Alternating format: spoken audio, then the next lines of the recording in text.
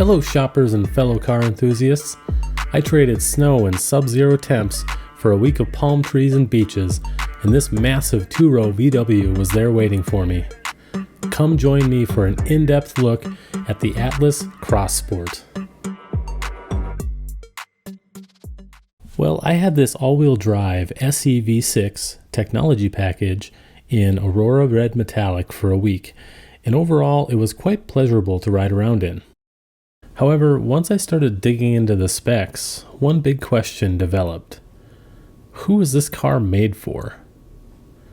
Let's see if that question answers itself in the video, but when you compare this on paper to the standard Atlas, it certainly is a little mind-boggling that they produce a vehicle that is so similar dimensionally. The Cross Sport is a shortened version of the Atlas, riding on basically the same chassis.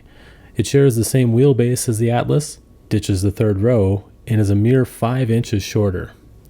And 5 inches isn't much, and when you consider that the wheelbase is the same, there aren't really any gains over the Atlas as far as maneuverability is concerned.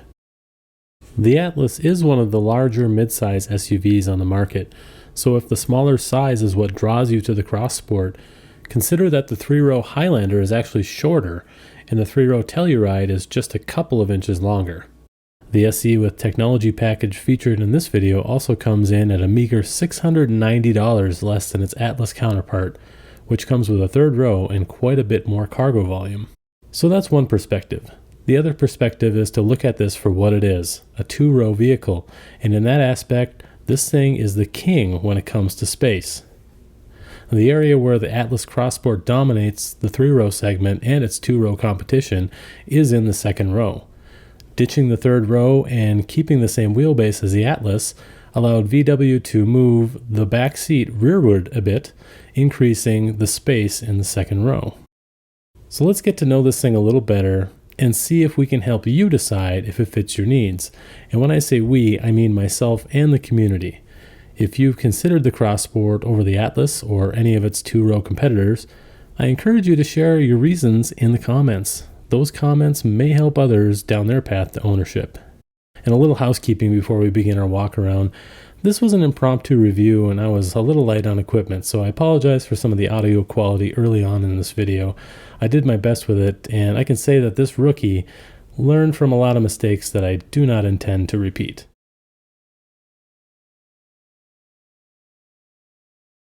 We're going to check out the doors, the door panels, how each row sits, the seating positions, and the comfort.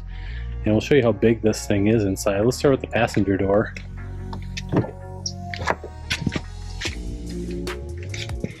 Nice big pockets in the door for extra drinks or just storage. They have these nice all-weather mats. They're nice and deep, so they catch a lot of liquid. On this SE, the passenger seat is manual, but it's quite adjustable and it's pretty comfortable. Let's move on to the second row, and this is where the Atlas Cross Sport really separates itself. Again, nice big pockets in the doors. The room for a car seat is tremendous in this vehicle. It's the second row is just massive as far as legroom is concerned. And it's relatively comfortable. I think the seats are a little flat and a little hard, but it's not too bad. And you've got this flip down armrest and cup holders here. Like I said, we put our kiddo in here and he has tons of legroom compared to a lot of other stuff in this segment. I'll just hop in this back seat here real quick and show you around a little bit. So I'm 6 foot, and this is where my seating position is for the driver, and I'm a bigger guy, I have plenty of legroom here. I got a little storage cubby here, some vents. This SE with the technology package has the 110 outlet, also a couple of USB-Cs there. And again, this flip down armrest is in a very nice spot. Got some lighting up top here. We'll get a look at this dashboard. We'll check that out.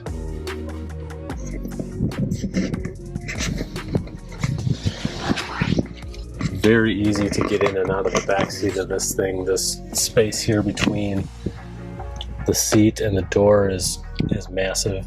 It's very easy to get in and out of. And then there's some adjustability here too with the rear seat. Moving on to the driver's door. Same layout as the passenger side, but you have all of your switches and things here. The driver's seat is power adjustable, and it's a very comfortable seat. Getting in and out is very easy. Here's a basic look at the layout of the interior. Down below here you have a couple of USB-C charge ports as well as a 12 volt. And there's a wireless charger down here, and it's kind of tough to get your phone in there. You just kind of put your phone in the middle for it to charge. It's a little tricky to get out with the vehicle and park. And also if you have like a bottle or something in the cup holder, it can be a little tricky to get out. Cup holders are nice. They have these nice little extendable grippies to keep your drinks secure. And you've got your drive modes, your electronic parking brake, your parking sensor shut off right there. And one of the big gripes I have with this is the location of the start-stop switch. Most vehicles have the button up here on the dash. And I've been driving this thing for just about a week, and I still haven't even remotely got used to the location of this.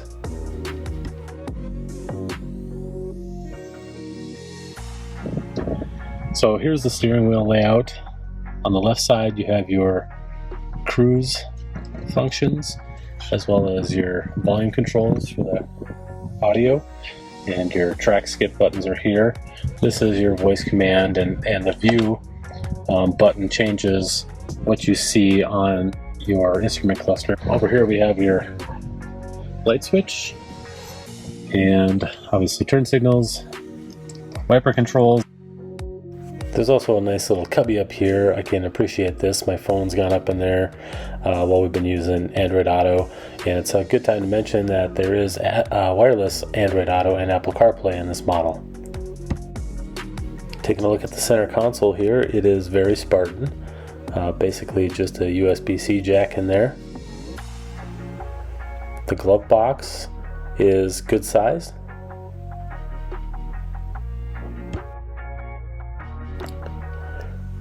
Overall, it's just a very comfortable cabin. The seating position is good. The visibility is very good. And overall, it's just a comfortable vehicle. We'll come back and take a little bit of a look at the infotainment screen and the digital instrument cluster. Let's talk about the instrument panel and the infotainment screen here. Let's start this thing up.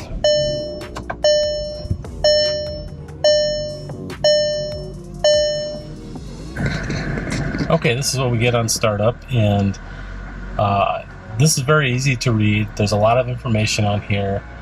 It's very nice. It's somewhat customizable. So let's talk about how we customize some of those things. We're going to look at the buttons over here, and we can click this view button, and that will give us different options as far as what we're looking at. We can go with the standard looking cluster. Still gives us lots of information. Or you can go basically with a blank screen. That's something that's less distracting. And then back to this one. And these panels here, this information is customizable to a certain extent. You can select what you want to look at there. Moving on to the infotainment screen now. Fairly standard fare here. You're able to select between your different sources. We've got XM radio on here right now, but the sound settings are pretty easy to handle, as you can see.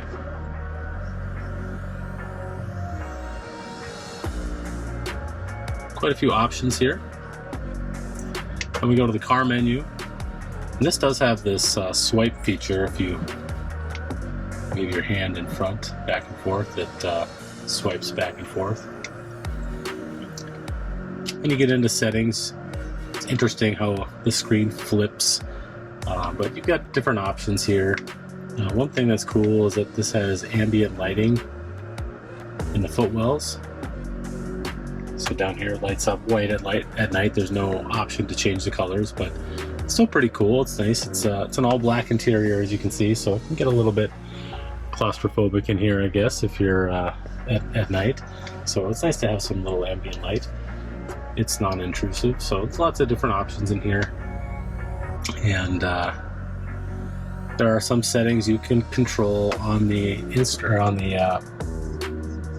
on the screen here.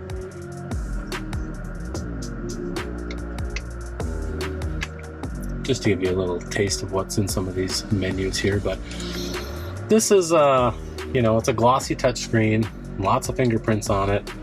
It's something you got to keep clean, collects dust, but overall it's pretty functional. There are two knobs here. I kind of wish you had more hard buttons. Everybody went away from hard buttons, and my Kia Telluride has a lot of hard buttons, and I love that. We have a Honda that has very few buttons, and yeah, I miss buttons, but this is functional. And automatic climate controls, obviously easy to use. The only thing I'll say about this, the steering wheel controls, is I kind of wish the audio stuff was together rather than separate. I'm always having to look down. I've only been driving this for a week, so you probably get used to it, but I'm always having to look down and see which side is the volume and which side is the track skip. So that's one thing I would change. Cluster that together somehow. You got some space here, I guess. I don't know what these blanks might be for in one of the higher trims, but just not packaged as well as I would like to see, but still functional. And you'll get used to that once you start driving it. There is one sunglasses holder up here.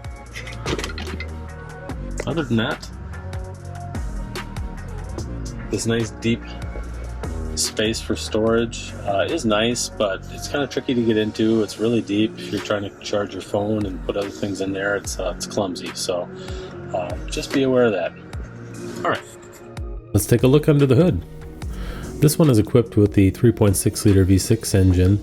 The base engine is a 2-liter turbo, and this is a capable engine and transmission pairing. I think at lower speeds it could use some more refinement, but once you get up on the highway, it's nice and smooth. It's lacking a little bit in power compared to some things in its class, but it's adequate. And in looking around this engine bay, it's pretty well laid out. The washer fluid's obviously easy to get to. The oil dipstick is easy to get to, and if you look back here at the battery, that's also easy to get to, and that's, I guess, maybe not as much in play with all the start-stop technology on these cars. People aren't replacing their batteries by themselves like we used to, but that's one thing to look at if you're looking at a vehicle, is if you're going to have to replace that battery, how tough is that to get to? How tough is it to jump start if you need to do that? This air box here is a little tricky to get into. I don't like that. It's screwed down in a bunch of places, so it's going to be difficult to change that air filter. And I'll show you how easy it is to change the filter on my Kia Telluride. They definitely made it easy.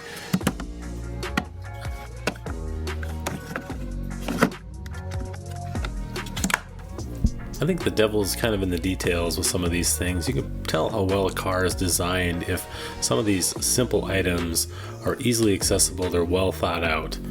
Think of how much time it takes an oil change tech to pull out an air filter in this vehicle compared to the Telluride. I mean, the dealers are spending, an extra 2 minutes, 3 minutes on every oil change just getting at the air filter. Why not make that easier for your service departments and for the owners of the vehicles? So that's one of my big tips when you're looking at a vehicle, even a new one. Pop the hood, look underneath, and see what things look like.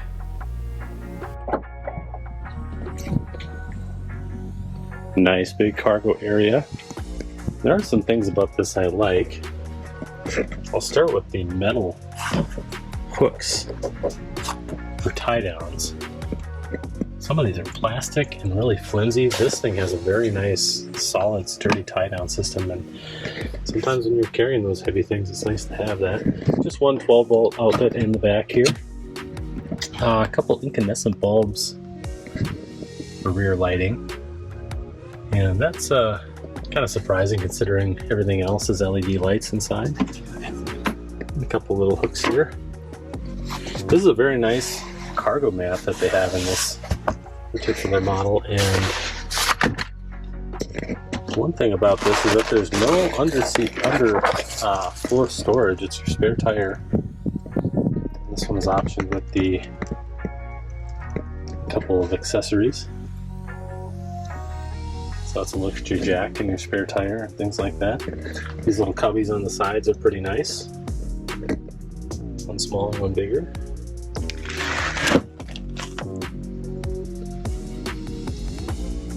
Now I don't see any access or any ability to fold down the seats from back here, so we're going to have to go and do that on the side. A quick pull of that lever down there to release, and the seat folds down. That's a fair amount of space, although the floor is not very flat.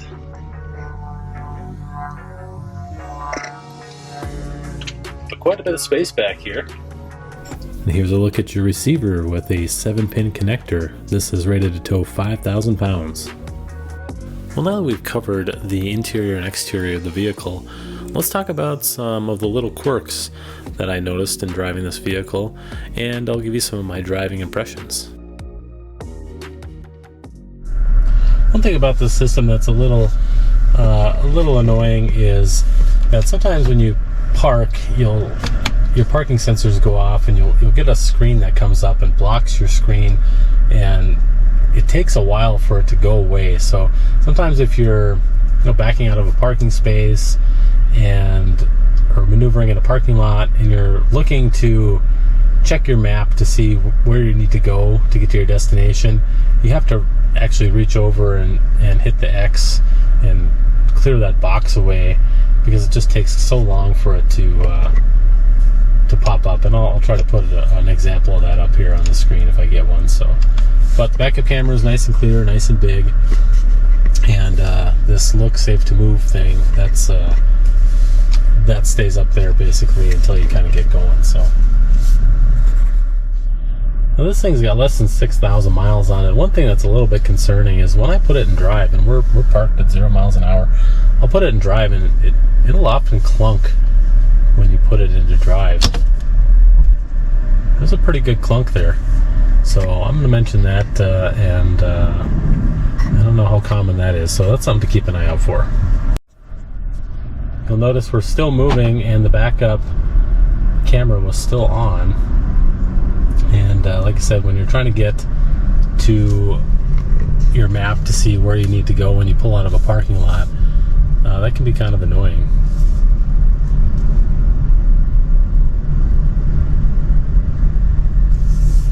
As far as my driving impressions are concerned, we're going to take this short little loop here and keep it simple.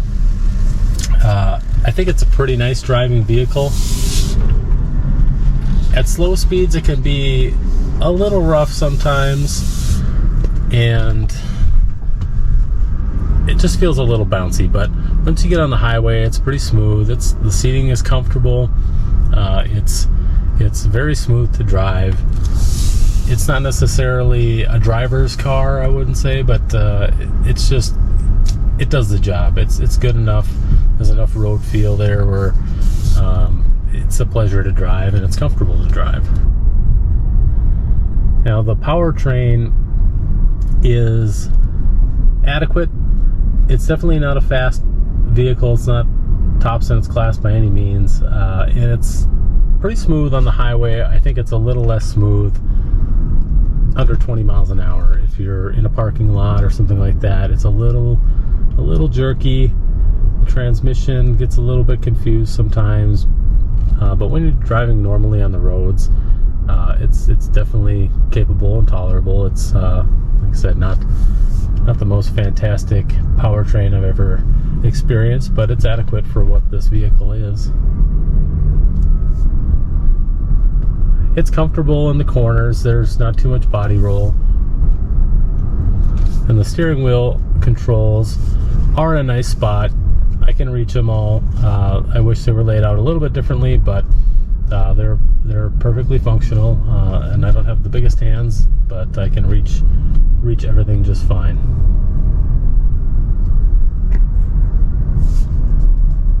Now, I don't want to come off as sounding unenthusiastic about the driving experience with this vehicle, because it does ride and drive very nice. I will put that out there.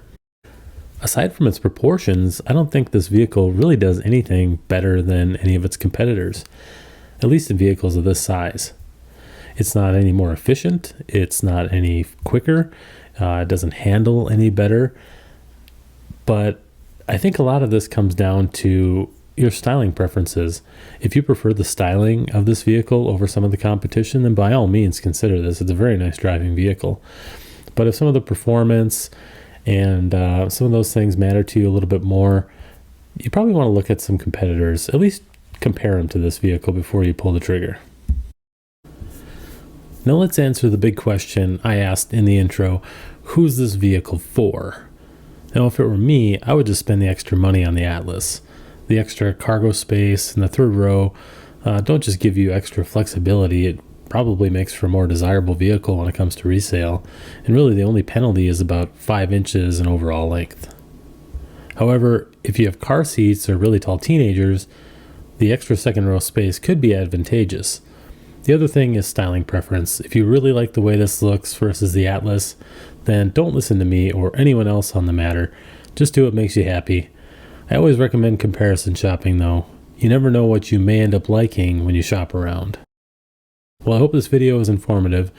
Don't forget to check out the Atlas Cross Sport night video I have up, and let me know in the comments if there was some aspect that I glossed over or if it was more information than you needed. I'd really appreciate the feedback. Thanks for watching.